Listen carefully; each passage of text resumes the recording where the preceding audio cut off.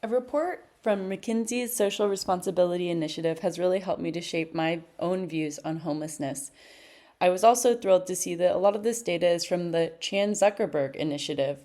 Our billionaires really are doing something for us. So, the McKinsey research did identify that state spending has grown here in California from $800 million all the way to $4.7 billion in the past 3 years. 35% of the homeless population in San Francisco are estimated to be chronically homeless. I had heard that 70% of homeless people are chronically homeless. Well, yeah, if you look at the number of humans today who are homeless, 70% are probably going to be chronically homeless. However, if you look at each individual as a person over the course of time, people actually dip in and out of homelessness constantly. So I thought this was a really great view of what's going on in San Francisco, our neighboring city. We have 142,000 individuals who are at risk. That means that they might spend 75% of their income on rent. So that could be an economic factor, or they might have other factors that might contribute to their being at risk for homelessness. Some of them will enter into the group of experiencing homelessness, and there may be precipitating factors including economic, health, social, or other.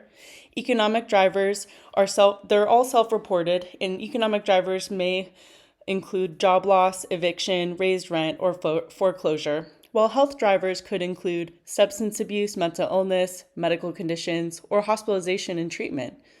Social drivers could include incarceration, an argument with a family or friend, or domestic violence. So here's a very helpful breakdown of the contributing factors that may lead to homelessness.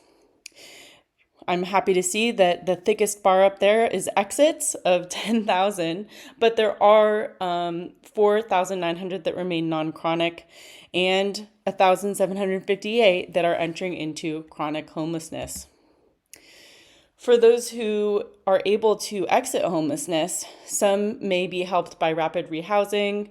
Some might be just diverted from homelessness, for example, rental support. Some may be precariously housed. For example, they may be in temporary housing or a shelter. And then some may get access to permanent supportive housing. Now let's look at the picture of chronic homelessness. You see there's a very much smaller portion of individual who were prior year chronic of 2,650 people. My key takeaway from this chart is that we need to address the fountain at its source, address this at-risk population to prevent homelessness in the first place. One of the comments from McKinsey's report included that there's a patchwork of social services of over 200 nonprofits in the Bay Area, and many are very focused on chronic homelessness. That's the type of homelessness that you see, the tents all around you, or the socially disruptive individuals. But the way to prevent chronic homelessness is to stop non-chronic homelessness to begin with, so people don't pour into this bucket of chronic homelessness. This is now the area that I'm going to try to focus on. Thanks for listening.